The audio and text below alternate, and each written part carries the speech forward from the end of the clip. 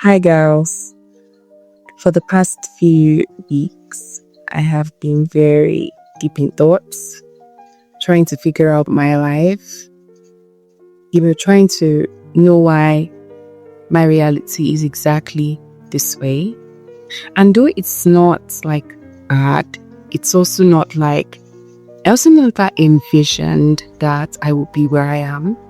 If you asked me when I was 15, how my life was going to go, I had everything planned out, like so many of us do or did. But it never quite went the way I thought it would, which kind of sucks big time. Yeah, it sucks. But the past few weeks for me have just been a time of reflection. So many questions going through my mind, and yet I don't have any answers to them. And I'm learning big time. I just wish I was learning at a much more faster pace, than I am. Or maybe I actually wish I learned the lessons I'm learning right now earlier. Maybe I would already where I am. But I think I stick to the fact that I hear everything happens for a reason. There's no rational answer to life. There's no particular way for life to go. It's different for everyone. Everyone's path is different. And that's what makes life very, contrasting in a sense.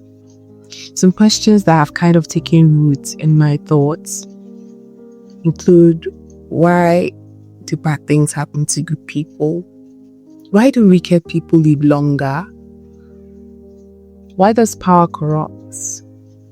And why does it oppress? Why can't life go the way I planned? Emails for me and so many of us. We are just trying to figure it out, We don't have the blueprints, if there was a blueprint. Few days ago, I was reading a particular book in the Bible, and it kind of changed me. It kind of gave me a sense of assurance, a sense of hope that though things are happening this way,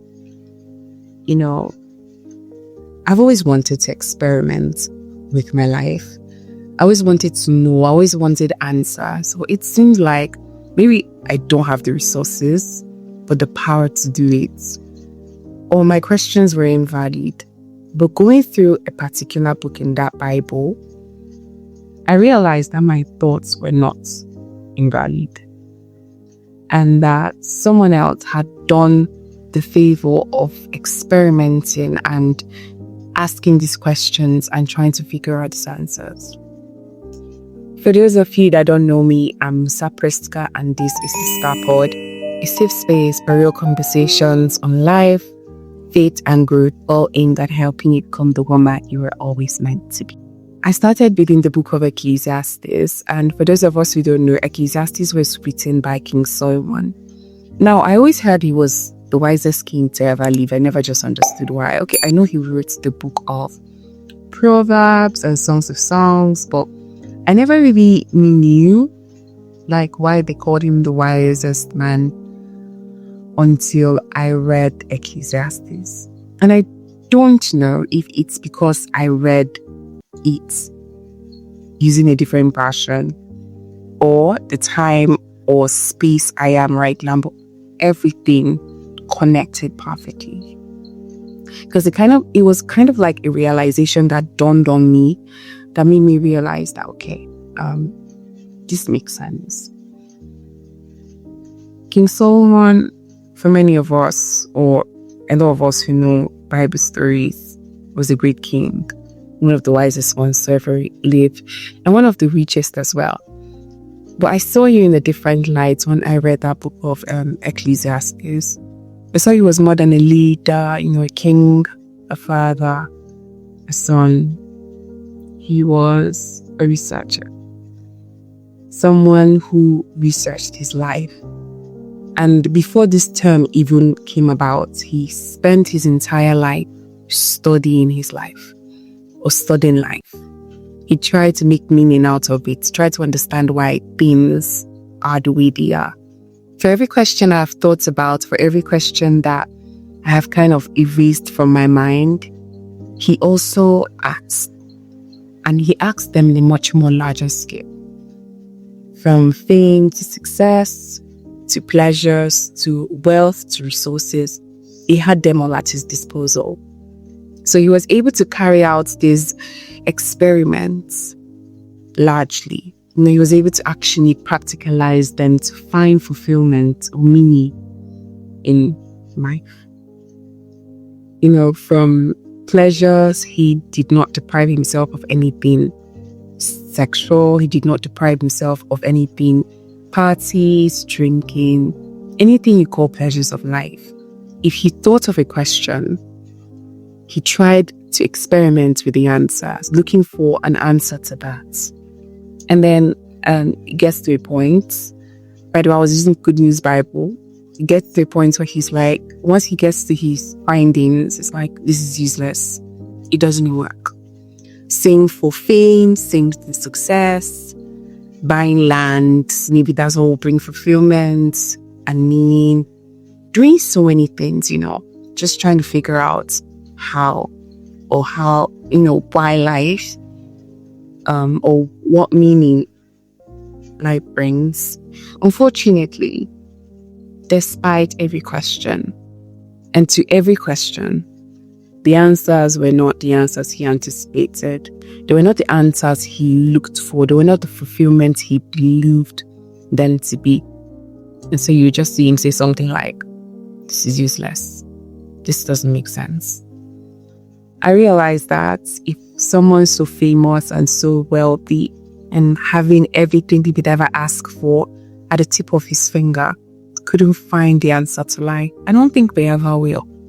So if you are trying to figure it out, I just want you to calm down, because I have the answer. And the answer is you would never figure it out, because there is no blueprint, like I said earlier.